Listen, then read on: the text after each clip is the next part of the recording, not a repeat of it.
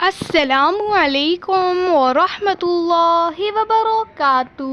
معزز ناظرین، نبی کریم صلی اللہ علیہ وآلہ وسلم نے فرمایا، جو شخص 100 مرتبہ یہ کلمہ پڑھے گا، بسم اللہ الرحمن الرحیم، لا الہ الا اللہ الملک الحق المبین، تو اس کو فکر و تنگ دستی سے پناہ ملے گی، قبر کی وحشت سے نجات ہوگی، مال و دولت سے نوازا جائے گا اور اس کے لیے جنت کے دروازے کھول دیے جائیں گے۔ پریشانیوں کا حل۔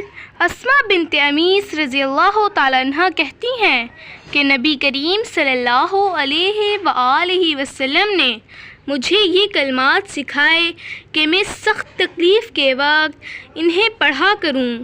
بسم اللہ الرحمن الرحیم، اللہ اللہ ربی لا اشرک بہ شیئا، اللہ ہی میرا رب ہے، میں اس کے ساتھ کسی کو شریک نہیں ٹھہراتی۔